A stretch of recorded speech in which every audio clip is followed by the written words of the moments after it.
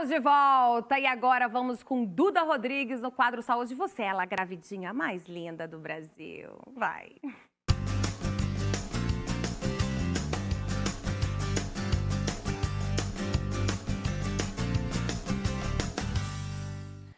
Olá, seja bem-vindo ao Saúde, você aqui nos Dias Melhores. Hoje eu recebo um convidado muito especial, já esteve aqui no programa, professor Dr. Eberval Gadelha Figueiredo e, olha, presidente eleito da Sociedade Brasileira de Neurocirurgia aqui no Brasil. Tudo bem, doutor? Tudo bem, Duda, como vai? Tudo bem. Eu falo Brasil porque o senhor é tão importante, o senhor vive no exterior, o senhor está no Brasil, não sei onde o senhor está, agora eu sei que o senhor está no Brasil. Doutor, eu queria aproveitar que a gente está falando de Brasil, a gente vai falar de um tema hoje muito importante, que é o AVC. Né? Muito comum, mas as pessoas ainda têm muitas dúvidas. Mas eu quero chamar a atenção, você que está em casa, fica de olho, porque assim, doutor, eu tenho conversado com vários especialistas, com médicos, e a gente vê que as pessoas ainda, eu acho que as pessoas relaxaram demais com relação ao Covid, e eu tenho visto muitas notícias de pessoas se contaminando. Doutor, como que está a realidade, o senhor que está sempre em hospitais, como que está essa realidade hoje no Brasil? É importante reforçar a população as medidas de proteção ao Covid, porque é natural que venha aí um aumento da contaminação com a abertura da economia, com a abertura das atividades sociais, e as precauções precisam ser reforçadas, distanciamento, uso de máscara, higiene das mãos, porque o vírus continua, o vírus está aí. Eu ouvi dizer que está voltando, né? Os números, sem dúvida, têm aumentado, a média móvel de casos tem aumentado e de 2 a 3 semanas atrás, a média de mortes também tem aumentado no Brasil. Gente. Então, vamos reforçar os cuidados, vamos manter a cautela e aí a gente pode ter uma virada de ano mais segura, né?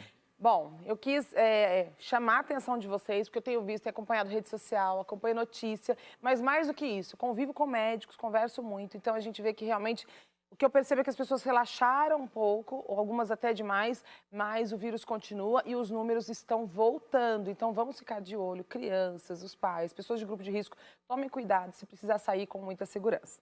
Bom, e agora a gente vai falar do AVC, né, que muita gente já ouviu falar, conheço pessoas que sofreram AVC, algumas ficaram com algumas sequelas, outras não.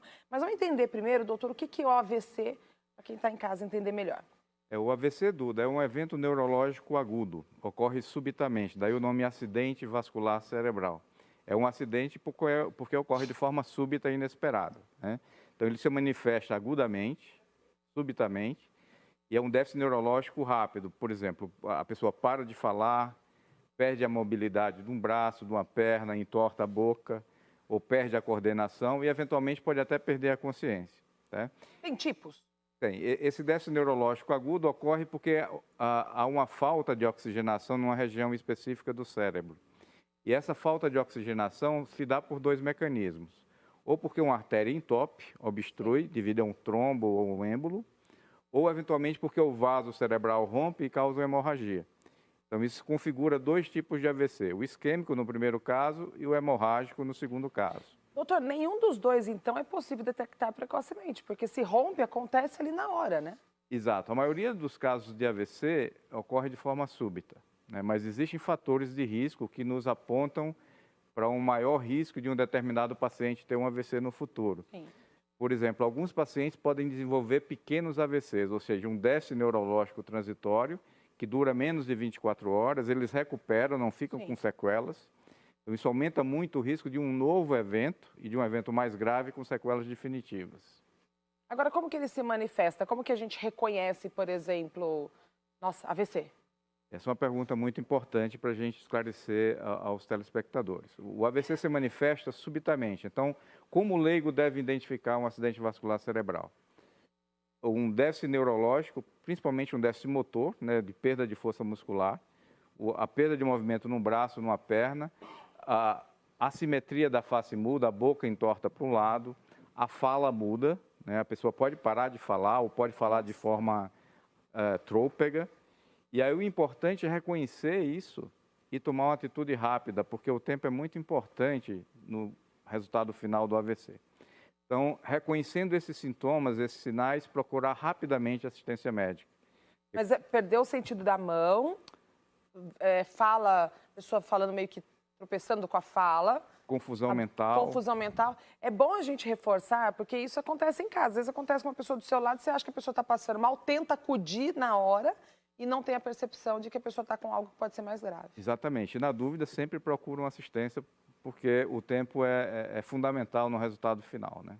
Agora, a gente sabe que tem fatores de riscos que também aumentam as chances de um AVC, né? Que tipos de fatores são esses, doutor? Os fatores de riscos principais, primeiro a idade, né? Quanto mais idoso, digamos assim, o risco é maior. E aí nós temos riscos relacionados a diabetes, colesterol alto, tabagismo, etilismo, sedentarismo, sobrepeso, obesidade. Né? Nas mulheres, alguns tipos de AVC estão relacionados ao uso de anticoncepcionais orais. Anticoncepcional? Eu Isso. já tinha ouvido falar. Isso. Procede, realmente? Procede.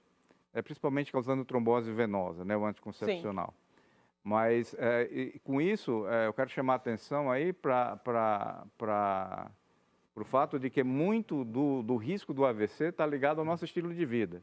Eu ia te perguntar isso, porque a gente sabe que o estilo de vida, ele está totalmente relacionado à predisposição de diversos tipos de doenças, né? Tanto que tem pessoas que, já ouvi dizer e conversando com especialistas, que às vezes a pessoa tem uma predisposição genética, mas se ela tem um estilo de vida assim, saudável, com exercícios, com alimentação, ela consegue até dar uma alterada numa predisposição que ela teria, né? Sem dúvida. Qualquer doença, e o AVC entra nisso, é resultado de uma interação entre o que você tem de carga genética e o que você adota como estilo de vida. Então, você pode aí modificar os riscos de ter uma doença adotando um estilo de vida saudável.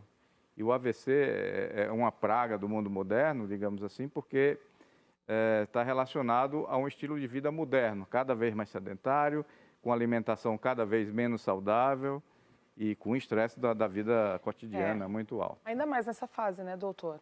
Sem dúvida. Teve algum índice assim que aumentou os casos de pessoas com AVC, até por causa desse momento todo de pandemia, porque as pessoas estão muito estressadas? O Covid predispõe a AVC, né?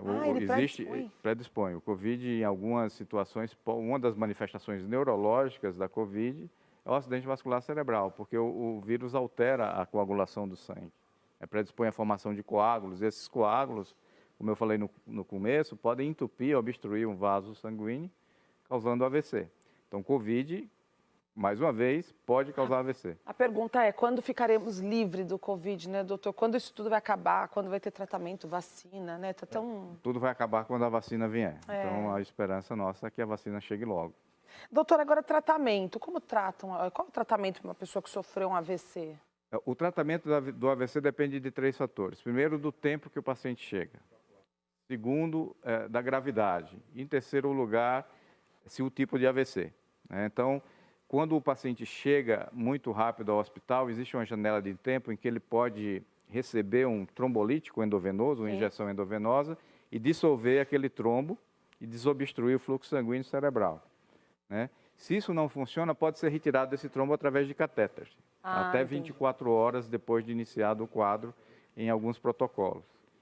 Isso reforça a necessidade, mais uma vez, é importante a gente esclarecer a população de levar o paciente o mais rápido possível a um pronto-socorro, um serviço médico. O paciente que tem uma sequela, como é possível reabilitar esse paciente do AVC? Claro, a reabilitação é um fator fundamental na recuperação do paciente com AVC. Essa reabilitação pode ser uma reabilitação mais curta, de até 1 mês, ou nos casos mais graves, uma reabilitação até 2 anos pode trazer melhora ao paciente. Tá certo. Importante lembrar que sempre procurar a emergência aconteceu, percebeu em casa, procura a emergência, aí obviamente dentro do hospital o paciente vai ser encaminhado para os especialistas e aí até iniciar um tratamento com o neurocirurgião, né, doutor? Sem dúvida, neurocirurgião, neurologista, cardiologista, né? Tá certo. Doutor, obrigada pela sua participação. O senhor vem aqui sempre para dar uma aula para a gente. Gente, isso daqui é uma oportunidade, assistir os Dias Melhores, ver o quadro de saúde de você com um especialista tão importante, né? Hoje o presidente eleito aí da Sociedade Brasileira de Neurocirurgia falando com você que está em casa. Obrigada, doutor, seja sempre bem-vindo. Muito obrigado pelo convite, doutor. E agora é com você, maravilhosa.